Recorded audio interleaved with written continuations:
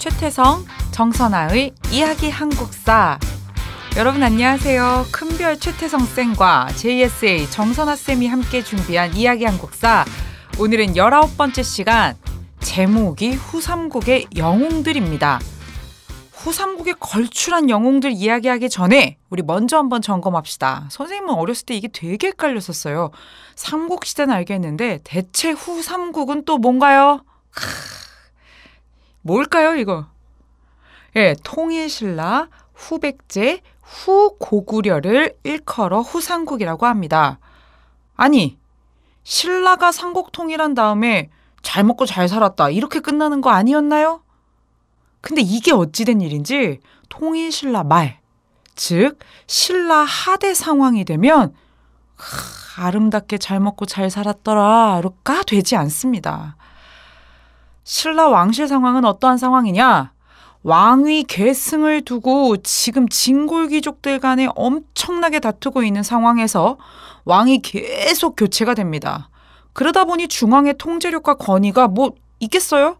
아닌 거죠. 힘이 없으니까 지방이 하나도 통제가 안 되는 겁니다. 세금 안 거치고요. 중앙정부 말 안 듣고요. 심지어 지방에서는요, 독자적인 세력을 가진 이들이 이 구역에 제일 힘센 사람은 나야! 하면서 나타나게 됩니다. 그렇다 해도 신라 정부는 이거를 막아내지 못하는 상황까지 가게 되고요. 우리가 이때 등장한 지방의 독자적인 세력을 무엇이라고 하느냐? 그쵸, 호족이라고 합니다. 이들은요, 지방에서 성주 혹은 장군이라고 불리던 세력인데요. 행정, 군사권을 장악하고 있었고요. 그 지역의 백성들은요, 신라 정부 말이 아닌 그들의 말을 들었습니다. 걸출한 호족들이 지방에서 뻥뻥 등장을 하는 거죠. 이렇게 되면서 자연스럽게 경주를 중심으로 하는 통일신라와 걸출한 호족들이 장악한 지역에 세력이 재편되면서 걸출한 호족 세력들이 장악한 이 세력이 하나의 나라로 재편되면서 포스트 삼국시대, 즉 후삼국시대가 열리게 되는 겁니다. 이 후삼국시대의 대표적인 나라 후백제를 세운 견훤부터 먼저 한번 얘기해 보도록 하겠습니다. 견훤은 경상도 상주지방 출신의 신라 군인이었다라고 합니다. 서남해안, 즉 전라남도의 바다를 지키면서 아주 세력을 성장하게 된 이 견훤은요, 900년에 완산주, 즉 지금의 전주의 도읍을 정하고 아예 나라를 세워버려요. 그 나라 이름이 후백제입니다. 신라가 이거를 막지 못했다는 거는 그 당시 신라의 통제력이 어느 정도 수준이었는지를 우리가 예상해 볼 수 있겠죠. 견훤은 꾸준히 영토를 늘려갔고요. 게다가 견훤이 시작한 이 지역이 어딥니까? 곡창지대인 전라도지 않습니까? 그러다 보니까 풍요롭거든요. 경제적으로 안정됐고요. 초기부터 견훤은 중국과의 외교도 아주 세련되게 구사하면서 인정도 받아요. 그러면서 쭉쭉쭉쭉쭉쭉 성장하는 이 후백제의 견훤, 급기야는 통일신라까지 쳐들어가서 수도인 경주, 즉 금성에서 신라의 왕인 경의 왕까지 죽이고 심지어 그 다음 왕인 경순왕의 즉위에까지 관여하는 등 어마어마하게 영향력을 보이게 됩니다. 와, 이대로 간다면 지금 이 후삼국을 견훤이 통일할 수도 있겠다라는 지금 막 그런 가능성도 보이고 있는 상황인데요. 그럼 잠시 후삼국의 두 번째 영웅 궁예로 넘어가 보겠습니다. 견훤과 함께 이 후삼국 시대의 또 한 명의 영웅으로 얘기되는 궁예는 과연 누구냐라고 물으신다면 사료에 보면 궁예는 신라 왕의 아들이래요. 왕자님이네요. 헌안왕이다, 경문왕이다 얘기는 여러 가지 설이 있습니다만 신라 왕족이었던 거는 분명했던 것 같습니다. 후궁이 낳은 아들인데 아이를 낳을 때부터 뭔가 상서로운 기운들이 있었고요. 이런 왕자가 태어나면 분명히 나라의 경사일 텐데 지금 통일신라의 상황이 어떻다 그랬어요?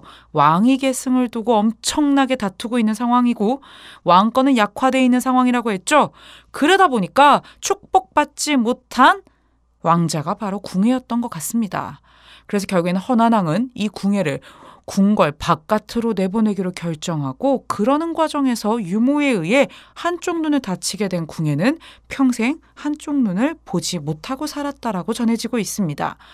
신분을 속이기 위해 절에 들어가 승려로 자랐지만 궁예는 차츰 세력을 키우면서 자신의 시대가 오기를 기다렸죠. 활솜씨로 이름을 날리던 궁예는 어느 시점이 되자 신라에 반대하는 이들을 힘을 합친 뒤 지방에서 힘을 키우기 시작했고요. 처음에는 유명한 도적이었던 양길의 부하로 들어갔지만 곧 양길을 제거하고 자신이 우두머리가 되었습니다. 그리고 901년에 나라를 세우니 그게 바로 후고구려입니다. 이후에 나라 이름을 태봉으로 바꾸고요. 역시 후삼국의 영웅으로 당당하게 이름을 올리면서 이 후삼국 항쟁에 뛰어들게 되죠. 이 궁예와 견훤은 인물사적으로만 보자면 대단한 인물임에 틀림없습니다.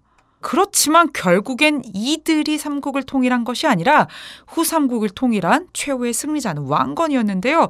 그렇다면 왕건은 어떤 사람인지 지금부터 한번 알아보도록 합시다. 왕건은 지금의 개성, 북한의 개성이라고 여러분 알고 있죠? 개경이라고 고려시대에는 수도였는데요. 여기에 원래 이름이 송악입니다. 왕건은 바로 이 송악에서 이름난 호족인 왕룡의 아들로 태어났어요. 이 아버지인 왕룡은 누구냐? 엄청나게 잘 나가던 해상무역을 장악했던 호족입니다. 그러한 집안의 아들인 왕건. 아버지인 왕룡은 그 당시 궁예의 비범함을 딱 보고 아들을 궁예에게 받아주세요 하고 보내요.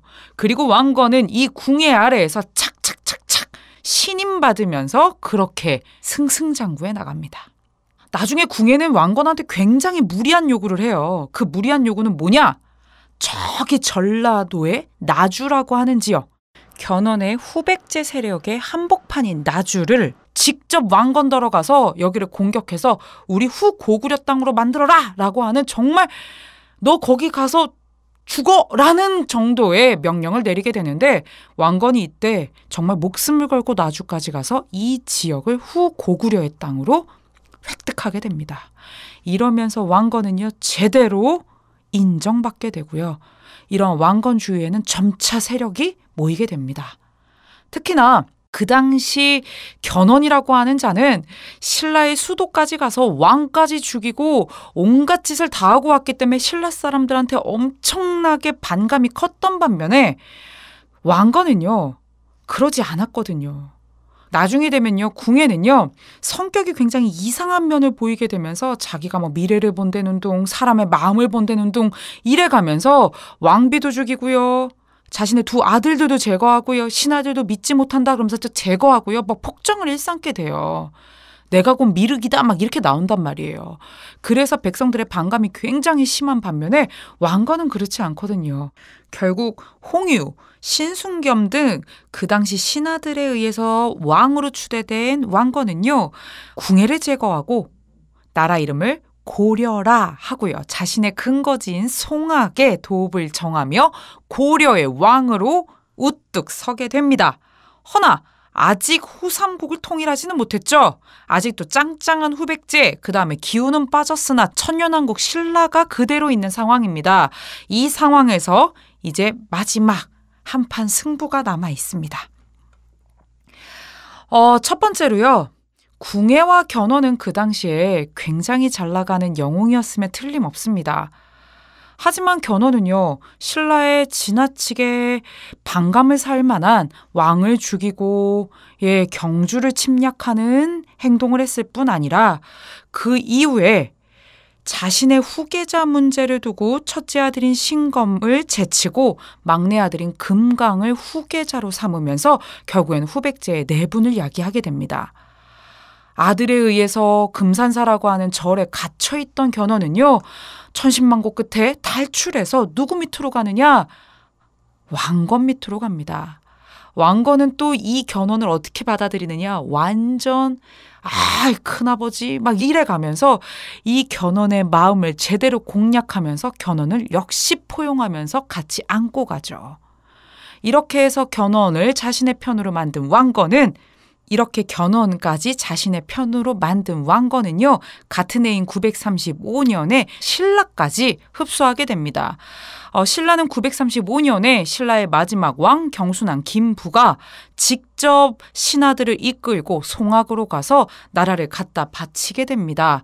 그렇게 되면서 실제로 신라는 고려와 전쟁 없이 천년왕국의 신라의 문을 닫게 되고요. 이제 남은 거는 어느 나라입니까? 후백제죠. 견훤의 아들인 신검, 양검의 군대와 936년 대규모의 전투를 통해서 결국엔 왕건은 후백제를 멸망시키고 936년 이 후삼국을 재통일하게 됩니다. 그래서 918년에 고려가 만들어지고 936년에 후삼국을 재통일했다라고 해요. 왕건은 이렇게 후삼국을 재통일한 다음에 오랜 시간 전란으로 너무너무 고생한 통합된 나라의 백성들에게 세금을 감면하고 사회복지제도를 막 시행을 하는 등 이 민심을 얻기 위한 노력을 끊임없이 계속하게 되는데요. 이 얘기는 다음 시간에 이어서 고려태조 왕건 이야기를 하면서 이어가도록 하겠습니다. 오늘 19번째 이야기 한국사 후삼국의 영웅들, 지금까지 저는 정선아였습니다.